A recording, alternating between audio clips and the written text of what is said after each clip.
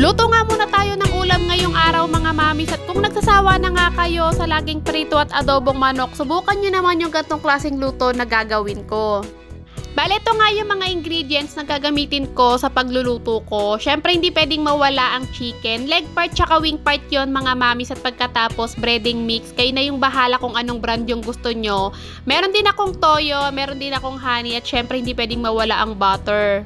Sa totoo lang mga mamis, 2 buwan na talaga tong video na to sa cellphone ko. Hindi ko na sana i-upload, kaya lang sayang din naman. Baka nga wala pa kayong naisip na ulamin or naisip na luto sa manok nyo, kaya naman i-upload ko na lang din. Yung mga manok pala mga mamis ay natimplahan ko na yon ng asin, paminta at paprika. Pero kung wala naman kayong paprika mga mamis, okay lang naman yung asin at paminta. Bali, ang sunod ko namang gagawin mga mamis, ilalagyan na nga natin siya ng breading mix. Pero naglagay din pala muna ako ng 3 kutsarang all-purpose flour para nga hindi siya masyadong maalat. Pero kung mahilig naman kayo sa maalat mga mamis, ay pwede naman kahit hindi na kayo maglagay ng all-purpose flour. Unahin ko nga muna yung mga leg part mga mamis, tapos sunod ko yung mga wing part. Bali, nagsalang na nga ako ng kawali sa induction at pagkatapos naglagay na ako ng corn oil. Pero pwede naman kahit anong klaseng mantika mga mamis, gaya ng mga nabibili lang sa palengke. At nung uminit na nga yung mantika, isa-isa ko na ngang isinalang itong mga leg part. Dapat talaga mga mamis deep fry to, pero syempre dahil ang mahal ng mantika ngayon, hindi ko na siya i-deep fry.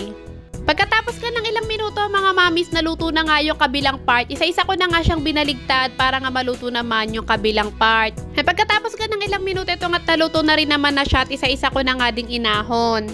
Alam niyo mga mamis, napakadalang ko lang talagang magprito ng manok kasi nangihinayang talaga ako sa mantika. Dahil nga bawal na kaming mag-ulit ng mantika, ito nga pagkaprito kailangan ko nang itapon agad yan. Kaya sa tuwing nagpiprito talaga ako ng manok mga mamis, hindi talaga ako nagdi-deep fry. Eto, at natapos ko na nga prituhin lahat ng manok. Bali, ang sunod ko namang lulutuin mga mamis ay yung magiging sauce niya.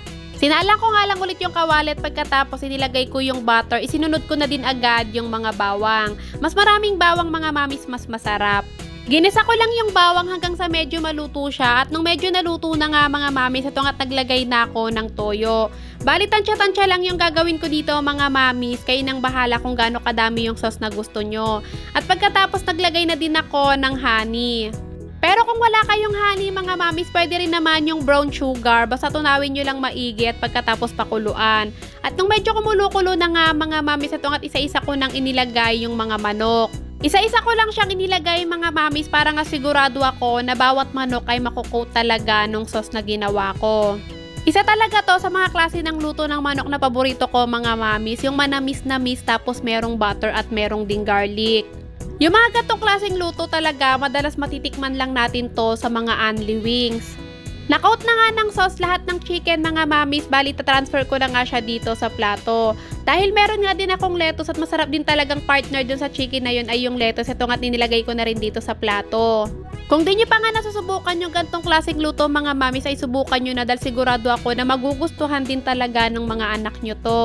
At kung meron nga kayong business sa Tapsilugan mga mamis, ay pwedeng nyo rin idagdag to sa inyong menu. Sigurado ako napapatok at magugustuhan din talaga to ng mga magiging customer nyo, lalo na nga kung hindi nyo titipirin sa sauce. Finally nga mga mamis, natapos na ako sa pag-asikaso ng ulam namin. Tara, kain tayo!